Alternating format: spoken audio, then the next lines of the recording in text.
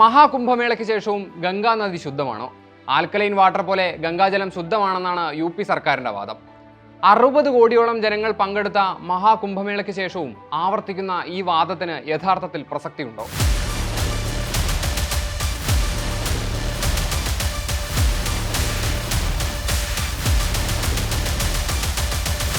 ഗംഗാ നദിയിൽ faecal coliform ബാക്ടീരിയയുടെ ഉയർന്ന സാന്നിധ്യമുണ്ടെന്നാണ് ദേശീയ ഹരിത ട്രിബ്യൂണലിൻ്റെയും കേന്ദ്ര മലിനീകരണ നിയന്ത്രണ ബോർഡിൻ്റെയും പുറത്തുവന്ന റിപ്പോർട്ടിൽ പറയുന്നത്. ഇതിനെയാണ് യോഗി ആദിത്യനാഥ് സർക്കാർ തള്ളിക്കളയുന്നത്. സർക്കാരിൻ്റെ കണക്കനുസരിച്ച് ഗംഗയും യമുനയും സരസ്വതിയും കൂടിച്ചേരുന്ന ത്രിവേണി സംഗമത്തിൽ മുങ്ങിക്കുളിച്ചത് 58 കോടി പേരാണ്.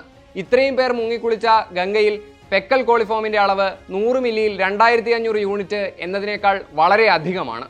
അതായത് ഗംഗയിലെ പുണ്യസ്നാനം കഴിഞ്ഞാൽ ലഭിക്കുക പുണ്യമല്ല, മറിച്ച് ത്വക്കിനും ആന്തരിക അവയവങ്ങൾക്കും ഉൾപ്പെടെ അണുബാധയാണ് എന്നർത്ഥം.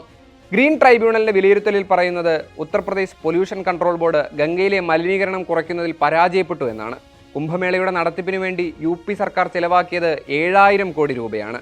ഗംഗയിലെ ജലവിതരണത്തിനും ശുദ്ധീകരണത്തിനും വേണ്ടി ചെലവഴിച്ചത് 1600 കോടി രൂപയും.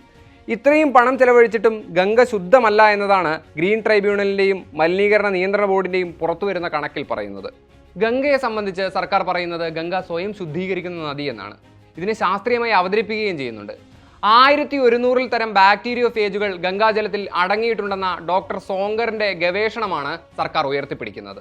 ഈ ബാക്ടീരിയോ ഫേജുകൾ 60 കോടിയോളം വരുന്ന ആളുകൾ കുളിക്കുന്ന ജലത്തിലുണ്ടാകുന്ന ബാക്ടീരിയകളെ കൊന്നൊടുക്കുമെന്നതാണ് വാദം. എന്നാൽ സെൻട്രൽ പൊല്യൂഷൻ കൺട്രോൾ ബോർഡിന്റെ പഠനത്തിൽ ചൂണ്ടിക്കാട്ടുന്ന ഏറ്റവും വലിയ അപകടം ഗംഗാജലത്തിലെ ബയോളജിക്കൽ ഓക്സിജൻ ഡിമാൻഡായ BODയുടെ അളവാണ്. BOD എന്നാൽ ജലത്തിൽ ജൈവ വസ്തുക്കളെ തകർക്കാൻ സൂക്ഷ്മാണുക്കൾ ഉപയോഗിക്കുന്ന ഓക്സിജന്റെ അളവാണ്.